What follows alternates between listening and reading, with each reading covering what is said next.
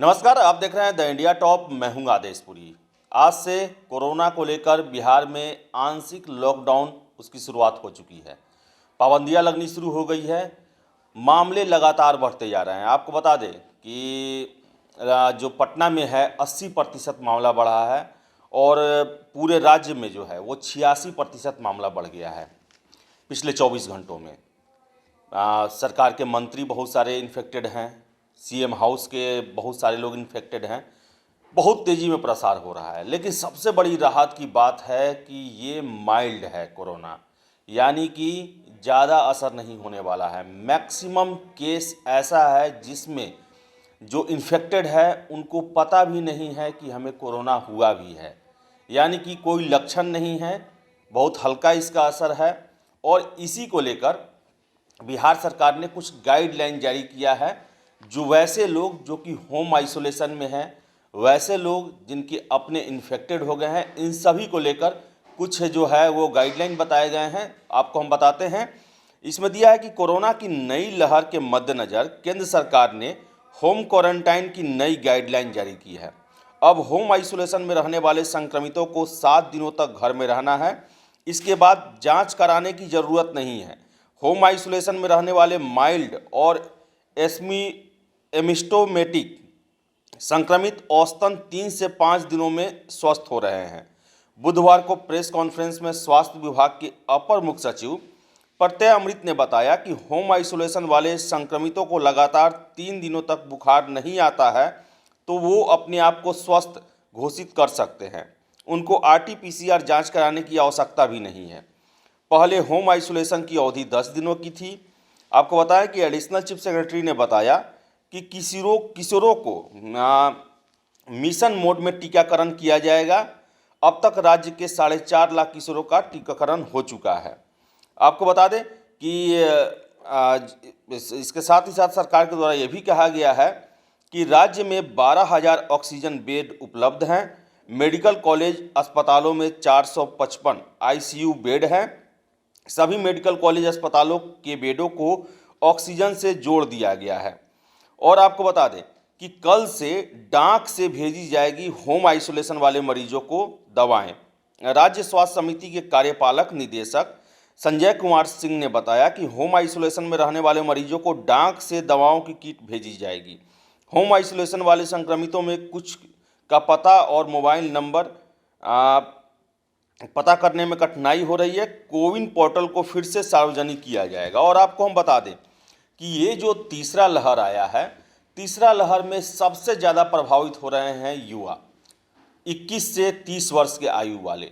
और कारण इसका बताया जा रहा है कि सबसे ज़्यादा मूवमेंट इन्हीं के द्वारा किया जाता है, अपने जॉब के लिए, नौकरी के लिए, नौकरी के दौरान पढ़ाई लिखाई के लिए। आपको हम बताते चलें कि कोरोना की तीसरी लहर युवाओं पर भारी पड़ रही है। सबसे अधिक 21 से 30 साल के युवा इस वायरस की चपेट में आ रहे हैं।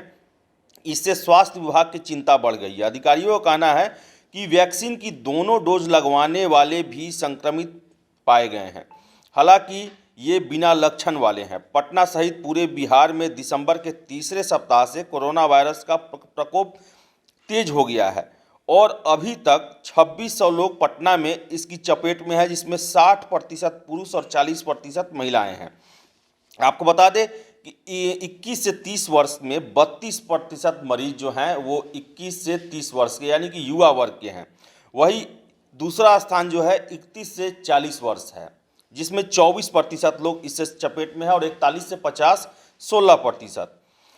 पीएमसीएच के कोरोना के nodal officer doctor Arun Ajay ने इसकी मुख्य वजह नई उम्र के लोगों का घूमना टहलना बताया है। उनका कहना है कि चूंकि काम करने वाले ज़्यादातर इसी ग्रुप के हैं और जगह जगह इन्हें जाना पड़ता है और लोगों के संपर्क में आने की वजह से ये संक्रमित हो रहे हैं।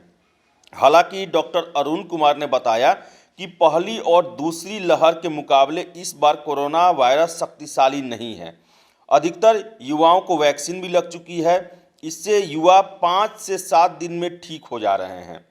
आपको बता दें कि वही civil surgeon doctor Vibha Kumari Singh के मुताबिक कोरोना की दूसरी लहर में सबसे अधिक 31 से 40 वर्ष के लोग संक्रमित पाए गए थे। इस बार इस उम्र के लोग दूसरी नंबर पे हैं। पटना में 80% लोगों को वैक्सीन लग चुका है। इन मरीजों को किसी भी प्रकार के कोरोना के लक्षण नहीं आ रहे हैं।